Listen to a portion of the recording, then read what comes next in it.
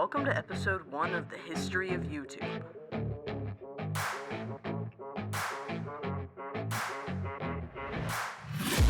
I'm taking shots at the enemy. I'm gonna make it to the top, leave a legacy. If I got something to say, you better let me speak. Turn it up a new degree, but you ain't seen anything. I pop off with the new rock, electronic, blow the sonic roof up. I'm too honest when I take a few shots. They're too toxic, need to take the noose off. And you cannot save me, cause I don't need saving. It's everything I've been chasing, all here for the taking. Don't wanna test your luck with me, I think I've had enough disease. I'm sick of all the bad thoughts, people who are half-nots. You are not as tough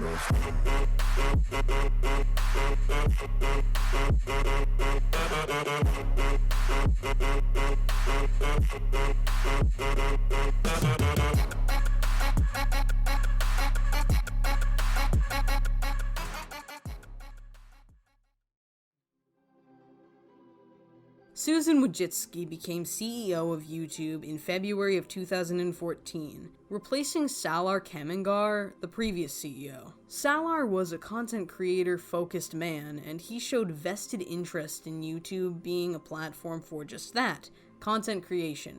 But this interest would prove later to not be enough in keeping YouTube afloat, especially with the platform lacking advertisers, which, as much as we scoff at now, was a point of concern in 2013. This issue managed to provoke a change in management for YouTube, as Susan's branch of expertise was advertising. And as hated as she is now, she has been pretty good at advertising. Interestingly, despite Salar being the CEO, both he and Susan were in the YouTube scene from the very beginning. In fact, Susan was actually one of the leading forces to Google buying YouTube in the first place. And so, having a new CEO of YouTube being an advertising aficionado who happened to be a trusted member of Google sounded like a great idea at the time, one that YouTube would roll with to this day. Susan is credited with being the leading hand at Google AdSense, the smoke and fire to people making money on YouTube in this day and age. Susan was also capable of helping to refine TrueView, which was, and still is, YouTube's means of advertising on their platform. TrueView is the program that gives you those skippable ads on YouTube videos, and it's also what gives you suggested ads. TrueView is designed to only have the company who plays their ads on YouTube pay money if somebody interacts with their ad by clicking on it, or when someone watches more than 30 seconds of said ad. These ads can appear on all types of devices from phones to computers, have custom ad durations from 5 seconds to literal hours, and these ads can be personalized. But during 2013, TrueView was relatively new and uncharted, and it had some confusing elements to it, and this made the idea also of Susan being CEO of YouTube a little bit more favorable because she was able to work with these more technical aspects of advertising. This plan to revitalize TrueView and implement it into YouTube seemed to work very well because Susan did manage to boost YouTube's income over the years and keep the platform going with its new forms of advertising. This advertising, by the way, has indeed helped with many creators being able to post content whilst earning those sweet green dollar signs. But you'll notice that to keep this perfect advertiser market comfortable with maintaining itself on YouTube, Susan, whether intentionally or not, has implemented a host of regulations and changes to the platform, many changes that have pushed creators to the very edge. Yes, from basic content restriction to demonetization and all-out deplatforming of some of YouTube's most enjoyed creators, Susan becoming CEO of YouTube was one of the best and worst things that could have happened. Throughout the Susan era, a host of new implementations, terms of service changes, and community guideline modifications have taken place. But how have we really gotten here? Sure, people have talked about how Susan's reign is what has destroyed the YouTube community, or the ability to have the content creators it once had, but really, what happened? What did she do that was really that bad? Or is it something else that's completely changed the function of the platform? To find out, we do need to dig deeper. And I mean really deep. I mean terms of service deep. I actually have a funny story about them. You see, I was reading through 2010's terms of service, and I ran across this really weird version where everything looked rather odd compared to the other years I had viewed so far. I spent hours breaking down these weird 2010 terms of service so that I could compare them to 2009 that I had literally just read hours before. But then, I tried a different 2010 timestamp and ran into terms of service that were a lot more reasonable. So, I ended up using that timestamp instead of the weirdo 2010 terms that I was previously looking at. I felt a little annoyed because I'd literally spent about a day breaking down these weird 2010 terms, and I thought that I was not going to need to use them anymore and that I had just wasted my time. But oh ho ho, guess what the new 2014 terms of service were? The old 2010 terms that I had previously been looking at, the weirdo ones, yes. Look at me, ahead of my time while also still being stuck in the past. Anyways, the 2014 terms of service are just actually stupidly formatted, and they don't add very much change to YouTube's conduct or terms of service themselves. They are only reformatted for what I can assume are legal purposes. Whoever keeps designing these terms of service, by the way, are absolutely diabolical. They have an obsession with bouncing between alphabetized sections and denumbered sections, so every time that I go through a year's worth of terms of service, they keep switching from ABCs to 1, 2, 3s, and then back again, and I don't know why. The community guidelines basically outline the same things we already know about YouTube's terms of service, just in an uglier way. Ah, yes, the very first gate that we'll be talking about today. Okay, to put things as simplistically as possible, here's how this controversy went down. A female game designer got a lot of coverage, and I mean a lot of coverage, for this game she made, known as Depression Quest. And when I say game, I mean text-based adventure quest. It was barely what many people in this day and age would consider a game. There were no graphics, and it was literally just text. It was basically like a book. To put things into perspective, I haven't programmed in a couple of years, and I'm a novice at best. But even I can write something like this in probably a week. That's the level of what we are talking about here. But despite this game not being particularly gawk-worthy, this girl got a lot of clout for it. She was really being praised about it, and a lot of people did not understand why, given that her game was not really very good. And you might be thinking, oh, was it really that bad? Maybe it was good. Maybe it had a cool storyline to it, you know? And to that I have to say, no, it didn't. Trust me, I literally played it to research for this video, and it was not a very good game.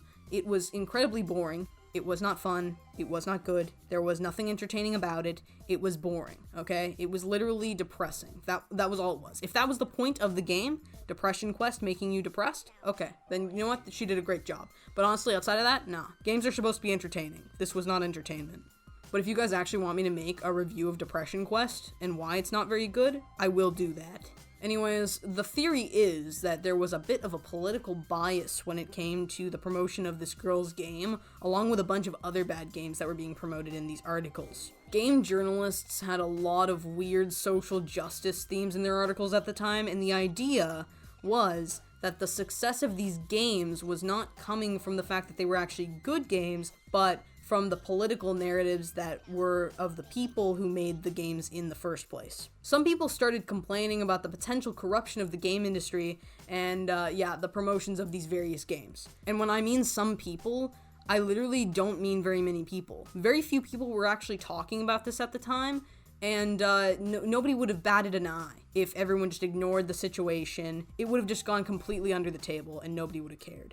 But what ended up happening was a bunch of game journalists and mainstream media sources bashed gamers as a whole, all gamers in general, for talking about this, even though most of them weren't talking about it. And what happened? Well, they labeled gamers in general as misogynistic bigots. Yes, they wrote articles all with very similar themes at very similar times, and they bashed gamers as bigoted misogynists. They were given other unsightly titles, but for the purpose of this, I think the main focus was on misogyny. And a lot of gamers were not happy about being accused of such unsightly things, understandably so, and they did not want to be labeled sexist by the media, for obvious reasons, and this led to a culture war. Yup, this entire misunderstanding led mainstream media and Social Justice Central to fight against gamers who weren't gonna bend over for this stupidity. The entire situation was infuriating, but showed that there was a potentially much larger issue with the game industry and mainstream gamer media. Corruption, political dogma, virtue signaling, and defamation of individuals who just wanted to play good video games. Overall, this situation sucked. But you know what sucks more? The fact that you're not in the kitchen making me a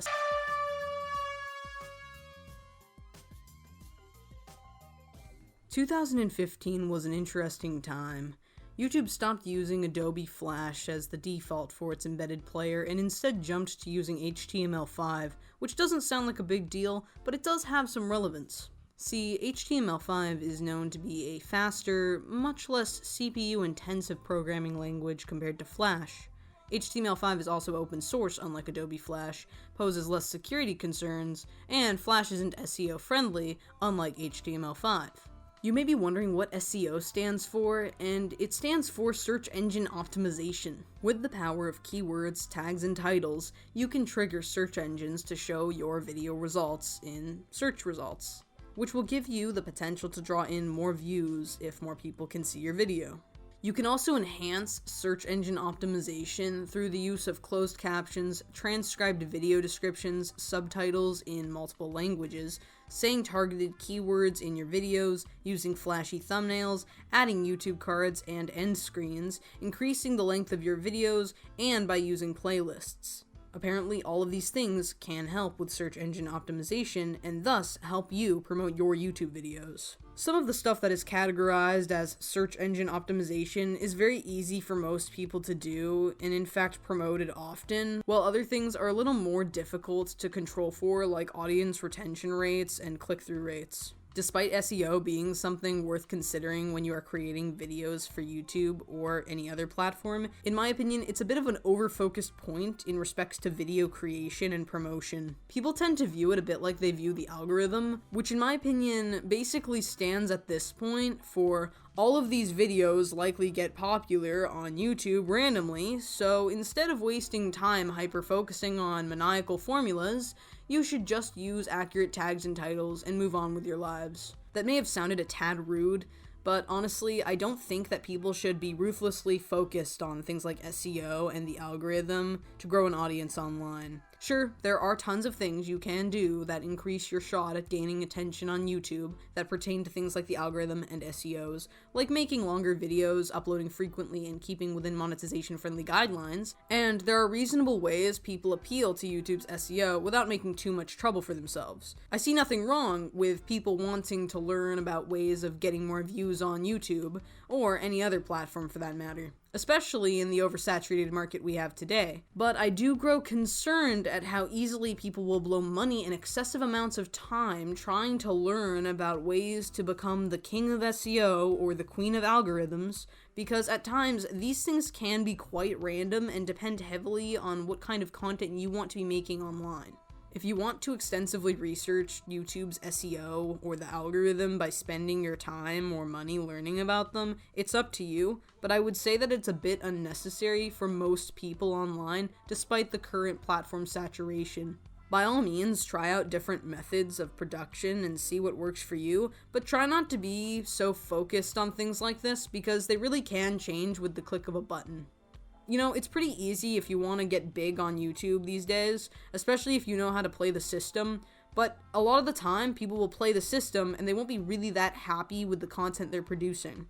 You know, people can put out a high volume of videos or long videos, and they might not be happy with those videos because it just isn't what they want to be doing. It's best to focus on what you want to do and then work within the limits you've got, and if you want to learn a little bit about the SEO or algorithm, that's cool. I get that YouTube right now is quite a competitive place. In general, the internet is quite competitive, especially with trying to get bigger and bigger, and we want to grow our fan bases, we want to grow our subscriber counts, we want to grow our like counts, we want to get more views. I know that I'm not really one to talk because I don't really have a lot of subscribers and whatnot. Like, you're all great, but, you know, like, we are a pretty tiny channel on here. And I'm just saying, like, you know, I'm not one to talk about, how to get big on YouTube. That's not really the point I'm trying to make here. I just kind of wanted to, you know, point out that we shouldn't be so hyper-focused on being the most famous or being the best or whatever. I don't think it really does us the service we desire. But anyways, let's get back to YouTube ditching Flash. YouTube was basically setting up to discontinue the use of Adobe Flash on their platform entirely, but for the time being, Flash would still be an option for users until 2017, despite it not being the default. By 2017, Flash would then be entirely kicked from YouTube, and by December of 2020, no longer exist in general. RIP Flash. Farewell, Flash, we will miss you, but not really because Adobe kinda sucks. Although YouTube had made some smart changes to upgrade their video playback system by switching away from Flash, they still had a lot of problems. 2015 was what many people would deem the beginning of copyright claim exploitation on YouTube. During this time, and even now, it has been quite a common practice for large TV networks, music makers, game companies, and other large corporations to strike creators for using their content, whether it has fallen under fair use or not. You may be asking, what is fair use? Well, to put it in layman's terms, within reasonable limitations, you, as a content creator, have the ability to showcase various other forms of otherwise copywritten material in your videos as long as you adhere to the limitations set forth, meaning that if you are re-uploading content with your own commentary in it for the purpose of criticism, comment, news reporting, teaching, research, and other various transformative means, you'll have a reasonable chance at being protected under fair use. Now, saying that, you do need to understand the limitations that you are given when using copywritten materials in your videos, or you will be under scrutiny for copyright infringement. Section 107 of the Copyright Act displays 4 potential variables that may make or break your content for copyright infringement and fair use. 1. The purpose and character of the use, including whether the use is of a commercial nature or is for non-profit educational purposes. Courts look at how the party claiming fair use is using the copyrighted work, and are more likely to find that non-profit educational and non-commercial uses are fair. This does not mean, however, that all non-profit, educational, and non-commercial uses are fair, or that all commercial uses are not fair. Instead, courts will balance the purpose and character of the use against the other factors below. Additionally, transformative uses are more likely to be considered fair. Transformative uses are those that add something new with a further purpose or different character, and do not substitute for the original use of the work, which is why oftentimes commentary videos can fall under fair use. 2. The nature of the copyrighted work. This factor analyzes the degree to which the work that was used relates to the copyright's purpose of encouraging creative expression. Thus, using a more creative or imaginative work, such as a novel, movie, or song, is less likely to support a claim of a fair use than using a factual work, such as a technical article or news item. In addition, use of an unpublished work is less likely to be considered fair. 3. Amount of substantiality of the portion used in relation to the copyrighted work as a whole. Under this factor, courts look at both the quantity and quality of the copyrighted material that was used. If the use includes a large portion of the copyrighted work, fair use is less likely to be found. If the use employs only a small amount of the copyrighted material, fair use is more likely. That said, some courts have found use of an entire work to be fair under certain circumstances, and in other contexts, using even a small amount of copyrighted work was also determined not to be fair because the selection was an important part, or the heart of the work. So in cases where you are breaking down, say, claims made in maybe a documentary, you would want to not use the entire documentary, you want to use only the points made in the documentary, the small sections. If you upload an entire video, you are less likely to have that fall under fair use unless the entire video is making false claims and you are just breaking down every false claim made throughout the video and it happens to be the whole video. If you are on the other side of the spectrum and you upload even the smallest portion of a video, but you're just laughing at it or not actually adding anything to that portion of the video, that might not fall under fair use. It really depends on what you are uploading. And number 4, effect of the use upon the potential market for or value of the copyrighted work. Here, courts review whether and to what extent the unlicensed use harms the existing or future market for the copyright owner's original work. In assessing this factor, courts consider whether the use is hurting the current market for the original work. For example, by displacing sales of the original, which is why also things like movie reviews and maybe song reviews can get you into a little bit more of a heated territory than someone making false claims throughout a video or a documentary or some kind of educational material. And or whether the use could cause substantial harm if it were to become widespread. These terms showcase how you as a content creator can use other people's content within fair use. But there are a lot, by the way, and I mean a lot, of people who have no idea what they're doing when it comes to using something under fair use, and as a result, they do oftentimes break copyright. Over the years, I've seen a lot of people attempt to post content that is somewhat modified, but still breaks copyright. Here are some common examples of such content. Re-uploads of TV shows, but with voices modified or backgrounds added. Reaction videos with little to no commentary and little to no criticism. Usually these reaction videos involve the entire length of the video. Daycore, Nightcore, which are just slowed and sped up versions of songs that are already made and owned by somebody else. Remixes and song covers, which by the way, still technically oftentimes do infringe on copyright. I've seen tons of people in the descriptions of these videos say, "This is transformative, this is fair use, this falls under section 107 of the Copyright Act," and to that I say, just because you think it doesn't make it so. A lot of the time, you are actually breaking copyright when you upload content like this, whether you are aware of it or not, whether you think it's fair or not. It doesn't matter what we think, it matters what a court will say. It matters what the law says. It goes both ways. Content creators get strikes, claims, age restrictions, get demonetized entirely, and get deplatformed, despite falling into the guidelines of fair use. But also, many other content creators do indeed break copyright with their videos, only to think that they are a target of some form of attack, when in reality, they're just accidentally breaking copyright. But let's say, hypothetically, that your content falls completely under fair use. No doubt about it. You know it, everyone knows it, ba-bam. And you have a copyright claim or strike placed on a video of yours, one that YouTube will not appeal for whatever reason. Or let's say that a company just keeps on targeting you for some reason, whether their footage is involved in the video or not. The only option you will have at this point is to go to court. But let's just be honest, due to their oftentimes massive legal teams and the fact that taking them to court will be hellaciously expensive, it likely will only dampen your already dry bank account because, let's just be honest, these companies have way more money than you do. From 2015 and onward, copyright battles between large companies and content creators would begin to surge, and YouTube would only act throughout this entire time frame, and even now, as the one-dimensional middleman in this game of legalities. The beginnings of overbearing claims on YouTube would only increase from here, alongside the evolution of commentary channels and criticism videos on the platform. These events made it clear how easy it was to manipulate the copyright claim system on YouTube, but likely during appeals, channels still managed to avoid termination at this time, as I couldn't find evidence of anyone actually losing their channels in 2015 to this issue. But anyways, yeah, the copyright claim system wasn't doing so hot, and neither was the strike system. People would just abuse it at times, and yeah, that's a problem even now.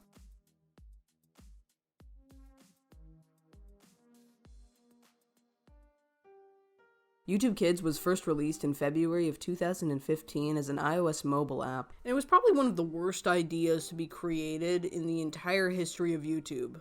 Listen, complain all you want about YouTube. I get it. It's no spring picnic full of chickens. But, you know what? I've gotta say, no matter how bad things get on YouTube, it still probably won't be as bad as YouTube Kids has gotten over the years. Why, you may ask? Well, with being specifically designed for kids, YouTube Kids has also been indicated as not being very safe for kids, even though it's geared directly towards them. You see, the application YouTube Kids was designed to be safe for kids.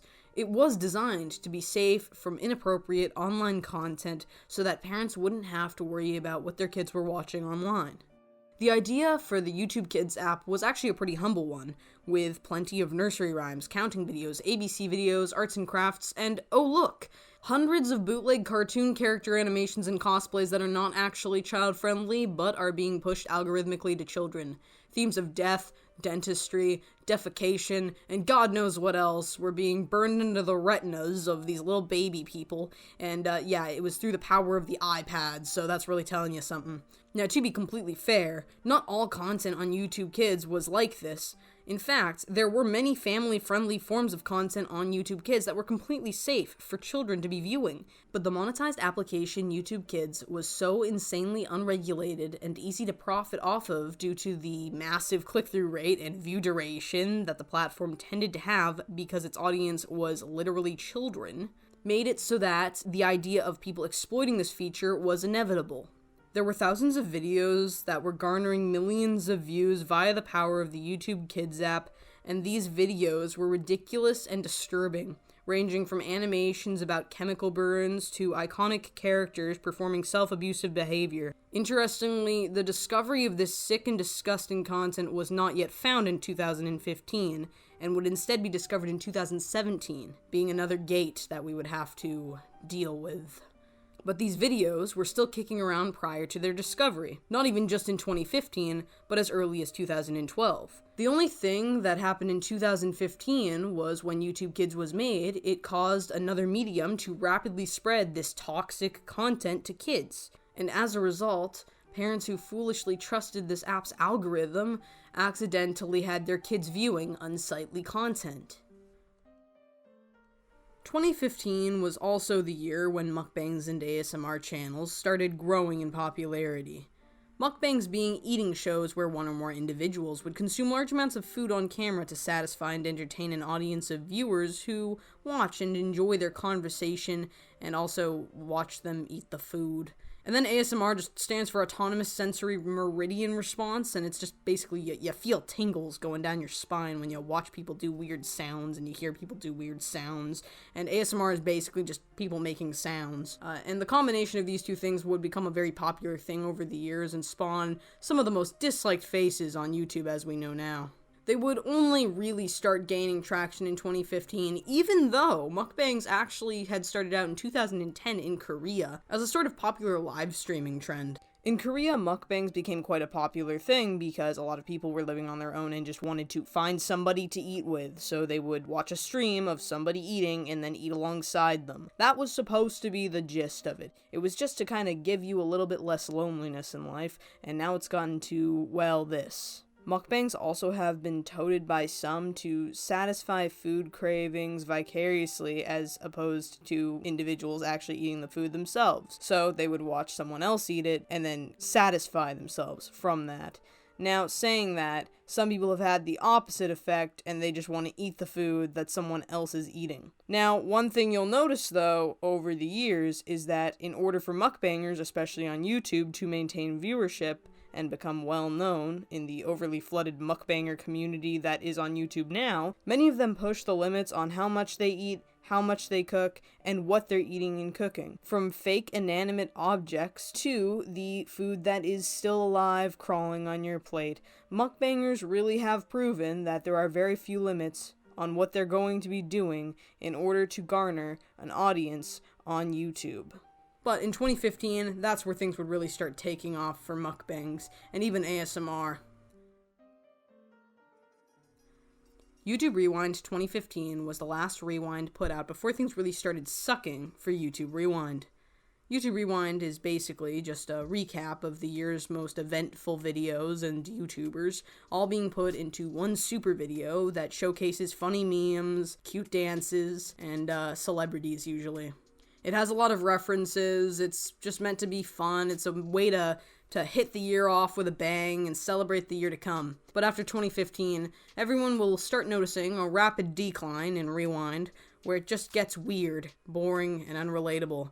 Some people like Rewind 2016, but the bottle flips, foot flashes, and pillow fights really just don't hit the mark for me, so I would say that 2015 is where we really should just pretend that YouTube Rewind just stops. I think 2015 was the last year where people felt really good about the days when Rewind was a thing, but even 2016 wasn't too bad compared to what people deal with now for Rewind, I guess. It's just, whew. In Rewind 2015, though, it was actually kind of cool.